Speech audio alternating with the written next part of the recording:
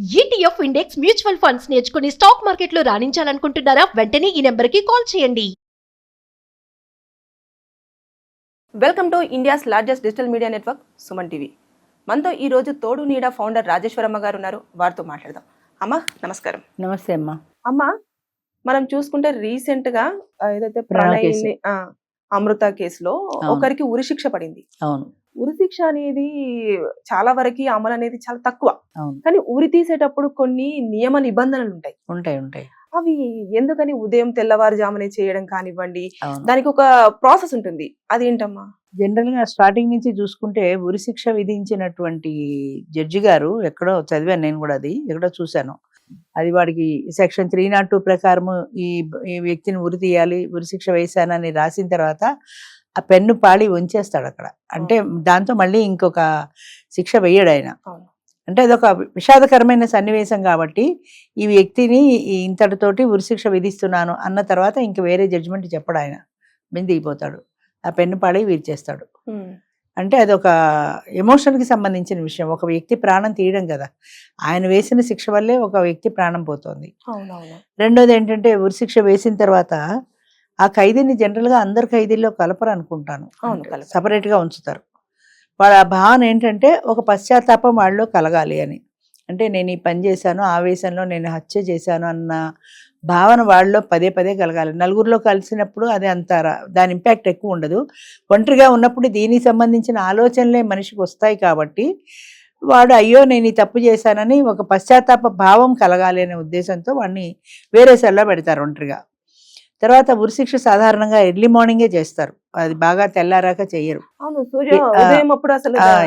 ఎందుకంటే నేను అనుకోవటం, అది ఉరిశిక్ష వేసిన తర్వాత మామూలుగా జైల్లో ఖైదీలందరూ బయటకు వచ్చేస్తారు. అవును, అలా బయటకు వచ్చేసినప్పుడు వీడిని తీసుకెళ్తుంటే వాళ్ళకి ఒకలాంటి భయంకరమైన వాతావరణం. అది అమ్మ వీడిని ఉరి ఇస్తున్నారు, వాడిని తీసుకెళ్తున్నారు అని, లేదా వాడు వీళ్ళని చూసి ఎమోషనల్ కావచ్చు, వీళ్ళు వాడిని చూసి ఎమోషనల్ కావచ్చు. ఇదంతా జైల్లో ఉన్న వాళ్ళందరూ లేచి వెళ్లేలోగానే ఈ కార్యక్రమం అయిపోవాలి. తర్వాత ఒక డాక్టర్ ఉంటాడు, ఆయన వచ్చిన తర్వాత వీడు ఊపిరి ఆగిపోయింది అని ఆయన కన్ఫర్మ్ చేస్తేనే అది ఉరి జరిగినట్టు లెక్క. డాక్టరు, మేజిస్ట్రేటు, ఇంకా ఎవరో అక్కడ తలారి, వీళ్ళందరూ ఉంటారు. ఈ ఉరిశిక్షకి ముందు వాళ్ళు రిహార్సల్ వేసుకుంటారు. అంటే ఈ వ్యక్తి బరువు ఎంత ఉన్నాడో చూచి అంత బరువు కలిగిన ఒక బస్తానో ఏదో పెట్టి దాన్ని తీస్తే ఇంత బరువుకి ఆ తాడు ఆగుతుందా లేదా, తాడు బరువు కూడా చూసుకోవాలి కదా.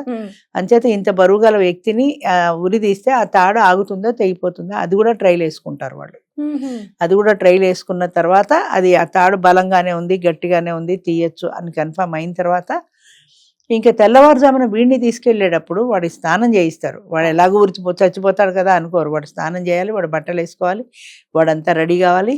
వాడికి ఏదైనా తినాలని ప్రత్యేకంగా కోరిక అనిపిస్తే నీ ఆఖరి కోరిక ఏంటని అడుగుతారు. వాడు ఆఖరి కోరిక తీర్చాలనే ఉద్దేశంలో, నేను బ్రతకాలి అంటే తీర్చారు, అది తీర్చారు. అంచేత వాడు ఆఖరి కోరిక ఏదైనా తినాలనున్నా తాగాలనున్నా అలాంటిది ఏదైనా ఉంటే చిన్నది ఆ కోరిక ప్రకారం వాడికి నాకు ఇది తినాలనుంది, ఇది తాగాలనుంది అంటే అది తెప్పిస్తారు. వాడు ఆఖరి కోరిక తీరుస్తారు. అంటే చచ్చిపోయే ముందు వాడు ఆఖరి కోరిక తీరాలి అన్నది అది వాళ్ళ ఉద్దేశం. తర్వాత వాడిని తీసుకెళ్ళిన తర్వాత ఒక నల్లని ముసుగు కప్పేస్తారు. ఎందుకంటే ఉరిశిక్ష వేసినప్పుడు నాలుక బయటకు వస్తుంది, అది ఒక భయంకరంగా ఉంటుంది. ఉరిశిక్ష వేసినప్పుడు ఆ నాలుక బయటకు వచ్చి, గుడ్లు బయటకు వచ్చి చనిపోయే ఆ ఫేస్ చూస్తే చాలా భయంకరంగా ఉంటుంది కాబట్టి అది ఎవరికి కనపడకుండా ముసుగు వేసేస్తారు. తర్వాత ఇంకా తలారి, దానికి ప్రత్యేకమైన ఈ ఉరిశిక్ష అమలుపరిచేటువంటి తలార్లు ప్రత్యేకమైన ట్రైనింగ్ పొందిన వాళ్ళు ఉంటారు, ఎవరు పడితే వాళ్ళు చెయ్యరు అది. అప్పుడు ఆ తలారి కూడా వీడికి నమస్కారం పెట్టి, బాబు నన్ను క్షమించు, నాకు నీకు వ్యక్తిగతమైన రైవలరీ ఏమీ లేదు, ఇది ప్రభుత్వం ఇచ్చినటువంటి ఆజ్ఞ ప్రకారమే నేను చేస్తున్నాను, after all I'm N employee, నేను ఒక ఉద్యోగిని మాత్రమే, ఇది నా విధి నిర్వహణలో భాగమే, కానీ నీ పట్ల నాకు ఎలాంటి వ్యతిరేకత లేదు, నన్ను క్షమించు అని వాడికి నమస్కారం చేసి అప్పుడు ఆ లీవర్ లాగుతాడు. ఈ నల్లగా ముసుగు వేసేసి తాడు సెట్ చేసేస్తారు, కాళ్ళు కూడా కట్టేస్తారు. ఎందుకంటే చచ్చిపోయే ముందు ఎవరికైనా భయం వేస్తుంది కదా, కొట్టుకుంటారు కదా, అందుకని చేతులు వెనక్కి కట్టేస్తారు, కాళ్ళు కట్టేస్తారు. కట్టేసిన తర్వాత వాడు నమస్కారం పెట్టి ఆ లీవర్ లాగుతాడు. ఆ లీవర్ లాగినప్పుడు బాడీ కిందకి దిగిపోతుంది. ఆ దిగిపోయినప్పుడు ముడి బిగుసుకుంటుంది. బిగుసుకున్న తర్వాత ఇంకా వాడు చనిపోతాడు. చనిపోయాడన్న విషయం డాక్టర్ మళ్ళీ ధృవీకరిస్తాడు వాడు అచ్చా. చచ్చిపోయాడా లేదా అని. సర్టిఫికెట్ ఇస్తారా మేడం? అంటే ముందు ధృవీకరిస్తాడు వాడు చనిపోయాడని. అది రిటర్న్ గా కూడా ఇస్తాడు అనుకుంటాను. ఆయన పల్స్ ఆగిపోయినాయా లేదా, ఎక్కడో ఈ మధ్య సినిమాలో చూశాను, వాడిని ఉరి తీశారు కానీ వాడి పల్స్ ఆగిపోలే, కొట్టుకుంటున్నాయి. అంటే వాడు ఏం చేశాడంటే ఉరిశిక్ష వేసినప్పుడు ఊపిరి బిగబట్టట, ఊపిరి బిగబడితే వాడు చావలేదు, పల్స్ కొట్టుకుంటున్నాయి వాడికి. ఇంకా అట్లాగా అది వాడి పల్స్ ఆగిపోయినాయా లేదా, వాడి గుండె ఆగిపోయిందా లేదా అని డాక్టర్ ధృవీకరించిన తర్వాతనే అందరూ బయటకు వస్తారు. అది కూడా ఏ క్షణంలో ఏ టైంలో తీయాలన్నది అక్కడ మేజిస్ట్రేట్, జడ్జి, డాక్టర్ అందరు ఉంటారు కదా. వాడు ఇట్లా రుమాలు ఊపిన తర్వాతనే లీవర్ లాగుతాడు. అది ఇప్పుడు చాలా వరకు తగ్గిపోయినాయి, ఉరిశిక్షలు వేయటం లేదు, యావజ్జీవమే వేస్తున్నారు. కానీ అది ఒక భయానకమైనటువంటి పరిస్థితి. ఇది ఇప్పుడు ఏ వ్యక్తికి అయితే ఉరిశిక్ష వేశారో వాళ్ళ బంధువులకు ఇన్ఫార్మ్ చేస్తారు, మేము ఇలా ఫలానా తారీఖున ఉరి తీస్తున్నాము, మీరు వచ్చి బాడీని హ్యాండ్ ఓవర్ చేసుకోవచ్చు అని. అట్లా హ్యాండ్ ఓవర్ చేసుకోవాలనుకున్న వాళ్ళ ఫ్యామిలీ తరఫు బంధువులు ఎవరైనా ఉంటే వచ్చి వాళ్ళు బయట వెయిట్ చేస్తారు. ఉరి వాళ్ళు చూడడానికి వీల్లేదు, వాళ్ళు బయటనే వెయిట్ చేస్తారు. ఉరి తీసిన తర్వాత డాక్టర్ దాన్ని కన్ఫర్మ్ చేసిన తర్వాత వాడి పల్స్ ఆగిపోయింది, వాడి గుండె ఆగిపోయింది, వాడి ప్రాణం పోయింది అని కన్ఫర్మ్ చేసిన తర్వాత, అది ధృవీకరించిన తర్వాత ఈ బాడీ వాళ్ళకి హ్యాండ్ ఓవర్ చేస్తారు ఆ బంధువులకి. వాళ్ళు తీసుకెళ్లి వాళ్ళ మతం ప్రకారం వాళ్ళు మిగతా కార్యక్రమం అంతా అలా చేసుకుంటారు. అది అంటే ఒకవేళ అలా ఎవరు బాడీ తీసుకోవడానికి కూడా రాలేదనుకో, అలా రానప్పుడు అది వాళ్ళు గవర్నమెంటే వాడి మత దాని ప్రకారం, వాడు హిందువో ముస్లిమో క్రిస్టియనో, వాళ్ళ మతం ప్రకారం ఆ కార్యక్రమాలు వాళ్ళే చేయించేస్తారు. గవర్నమెంట్ తీసుకుంటారు. ఎందుకంటే వాళ్ళ అదే చనిపోయినా కూడా వాళ్ళ మతానికి ఆ గౌరవం ఇస్తారు వాళ్ళు. అంచేత చనిపోయిన వ్యక్తి యొక్క శరీరాన్ని, ఆ పార్థివ దేహాన్ని వాళ్ళు ఏ రకంగా చేయాలనుకుంటాడో వాడు ఆ ప్రకారం. ఈ కార్యక్రమం అంతా కూడా ఏ టైం వరకల్లా పూర్తి చేసేస్తారు? అది సూర్యోదయానికి ముందే అయిపోతుందమ్మా. సూర్యుడు ఉదయించి వెలుగొచ్చి బయట జనాలు తిరిగే టైంకి అంతా అయిపోతుంది. సూర్యోదయానికి ముందే చేసేస్తారు ఇదంతా, అసలు ఇంకెవరికి తెలియకుండా. ఎవరికి తెలియకుండా. ఎందుకంటే మిగతా జనాలు చూస్తే భయపడతారు. ఒకటి, వాడిని ఉరికి తీసుకెళ్లేటువంటి సీన్ ఉంది, అది చాలా విషాదకరమైనటువంటి సంఘటన. అది ఎమోషనల్ గా ఫీల్ అవుతారు. ఒక ప్రాణం పోతుంది కదా, కాబట్టి పబ్లిక్ కి తెలిసేలోగానే ఉరిశిక్షణ అందరికీ తెలుసు, కానీ అమలు చేసే సిస్టమ్ మాత్రం ఎవరు చూడకుండానే తీసుకెళ్తారు. ఉరిశిక్ష వేసే ప్లేస్ కూడా వేరే ఉంటుంది, అక్కడికి తీసుకెళ్తారు. అక్కడ తీసుకెళ్ళడం వాడికి అదే, అప్పుడు కూడా పల్స్ చూస్తారు వాడికి, అంటే ఆరోగ్యంగా ఉన్నాడా లేదా అని. వాడు ఆరోగ్యంగా లేకపోతే ఉరి తీయరట. వాడు సపోజ్ వాళ్ళు జ్వరం వచ్చింది అనుకో, ఉరి తీయరా, ఉరి ఆగిపోతుంది. వాడు సంపూర్ణ ఆరోగ్యవంతుడిగా ఉన్నప్పుడు మాత్రమే ఉరి తీస్తారని విన్నాను నేను. అంటే వాడికి మరి అది ఎందుకు పెట్టారో తెలీదు, ఏమాత్రం వాడి ఆరోగ్యంలో తేడా ఉన్నా వాళ్ళు ఉరి తీయరు.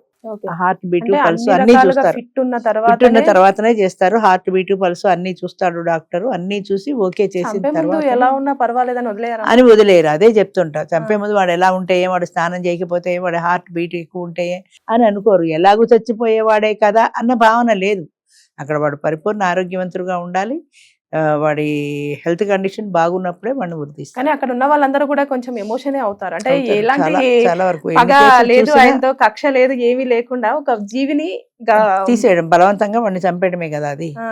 దానికని తలారి ఎలాగే ఫీల్ అవుతాడు, అక్కడ ఉన్న డాక్టరు, జడ్జి అందరూ అలాగే ఫీల్ అవుతారు. కానీ అది వాళ్ళ విధి నిర్వహణలో ఒక భాగం అది, అంతే కదా. వాడిని ఉరి తీయడం అనేది గవర్నమెంట్ వేసిన ఆర్డర్ ని, అదే జడ్జి వేసిన ఆర్డర్ ని అమలుపరచడం అనేది వీళ్ళ బాధ్యత. జైలర్ ఉంటాడు, వీళ్ళ బాధ్యతని వీళ్ళు నిర్వహిస్తున్నారంటే వాళ్ళ డ్యూటీ వాళ్ళు చేస్తున్నారు, అంతే. అంతే అయినా కూడా బాధ ఉంటుంది, కానీ డ్యూటీ చేయాలి, తప్పదు. అంచేతనే చాలా వరకు ఉరిశిక్షలు తగ్గిపోయాయి ఈ మధ్య. ఇప్పుడే విన్నాం మళ్ళీ అమృత కేసులో చాలా వరకు తగ్గిపోయినాయి ఉరిశిక్షలు వేయటం. యావజ్జీవ కారాగార శిక్షలు ఇస్తున్నారు. ఆ ఉరిశిక్ష కూడా వేసిన తర్వాత వాళ్ళకి టైం ఇస్తారు, కావాలంటే నువ్వు అప్పీల్ చేసుకోవచ్చు అని. అలా అప్పీల్కి వెళ్ళిన కేసులు కూడా చాలా ఉన్నాయి. హైకోర్టుకి అప్పీల్ చేసుకున్న తర్వాత ఆయన విచారణ చేసిన తర్వాత ఆయనకి ఆ ఉరిశిక్ష తగ్గించే అవకాశం ఉంటుంది. అవసరం లేదని యావజ్జీవ కారాగార శిక్ష వేయచ్చు. ఆయన అప్పీల్ చేసుకునే అవకాశం ఉంటుంది. ఆ జడ్జిమెంట్ ప్రకారం మళ్ళీ ఆయన కూడా ఉరిశిక్ష వేస్తే అంతే ఉరే. లేదు, అంత అవసరం లేదు, ఈయనకి యావజ్జీవ కారాగార శిక్ష వేయచ్చు అని ఆయన తగ్గిస్తే తగ్గించచ్చు కూడా. ఇవన్నీ అయిపోయిన తర్వాత కూడా రాష్ట్రపతి అప్పీల్ కూడా ఉంటుంది, అంటే క్షమాభిక్ష రాష్ట్రపతి కూడా పెట్టుకోవచ్చు. తర్వాత రాష్ట్రపతి, సుప్రీంకోర్టు అయిపోయిన తర్వాత కూడా రాష్ట్రపతి, సుప్రీంకోర్టు కూడా వీడిని ఉరి తీయాల్సిందే అంటే అప్పుడు క్షమాభిక్ష రాష్ట్రపతికి పెడతారు. రాష్ట్రపతికి పంపిస్తారు, నన్ను క్షమించండి, నేను తప్పు చేశాను, ఏదో సంథింగ్ అది రాష్ట్రపతి ఇష్టం. అప్పుడు ఆయన వదిలేయచ్చు, తగ్గించచ్చు, లేదా వాడిని ఉరి తీయండి అనొచ్చు. అప్పుడు ఇంకా ఆయన స్టేట్మెంట్ మీద ఫైనల్ అది రాష్ట్రపతి దాని మీద ఆధారపడి ఉంటది. రాష్ట్రపతి కూడా ఉరి తీసేయండి అంటే ఉరి తీసేస్తారు. కానీ చాలా ఎమోషనల్ ఇన్సిడెంట్, చాలా వరకు అంటే ఒక క్షణం ఆవేశంలో చేసిన ఒక్క చిన్న జీవితాన్ని పోగొట్టుకోవచ్చు. బలవంతంగా ఇంకొకటి ఏంటంటే చాలా మంది జైల్లో, రాజమండ్రి సెంట్రల్ జైలు కదా, ఒకసారి ఎప్పుడో మేము జైలు చూడడానికి వెళ్ళాము. అక్కడ తప్పు చేసిన వాళ్ళు ఎలా ఉంటారో తప్పు చెయ్యని వాళ్ళు కూడా, చెయ్యని తప్పుకు నేరం అనుభవించే వాళ్ళు కూడా ఉంటారు. అంటే దొంగ సాక్ష్యాలు అదో ఇదో ప్రవేశపెట్టి వీళ్ళని టార్గెట్ చేసినప్పుడు వాళ్ళు ఏ తప్పు చేయకపోయినా భరించాల్సి వస్తుంది. అది ఎంత హృదయ విదారకమైన విషయం. అది వాళ్ళకి పాపం సంబంధం లేని విషయము, నేనేం తప్పు చేయలేదు, కానీ ఆ ప్లేస్లో అక్కడ ఉన్నాడు అన్న ఇది దొరికితే చాలు. 4 సాక్షులు ఎవరైనా దొంగగా చెప్పిస్తే అది నమ్మేయాలి, తప్పదు. ఎందుకంటే సాక్ష్యాల మీద ఆధారపడి ఉంది కదా కోర్టు. అంచేత అది తప్పైనా రైట్ అయినా సాక్ష్యాలు బలంగా ఉన్నప్పుడు వీడి మీద శిక్ష వేయాల్సి వస్తుంది. ఆయన అక్కడ ఆ టైంలో జడ్జి యొక్క వ్యక్తిగతమైన ఇష్టాయిష్టాలు వేరు, ఆయన మనసు వేరు, జడ్జిమెంట్ వేరు. అంచేత నా మనసు ఒప్పుకోవటం లేదు అనడానికి లేదు. సాక్ష్యాలు బలంగా ఉన్నప్పుడు ఆయన నమ్మి తీరాల్సిందే, నమ్మితే శిక్ష పడాల్సిందే. అంచేత ఒక్కొక్క సందర్భంలో తప్పు చెయ్యని ఖైదీలు కూడా ఉంటారు.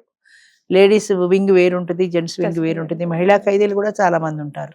ఇలా ఉరిశిక్ష కోసం ఎదురు చూసే వాళ్ళు కొంతమంది ఉంటారు. చాలా భయంకరమైన, బాధాకరమైన, చాలా బాధాకరమైన వాతావరణం అది. నమస్తే అమ్మా.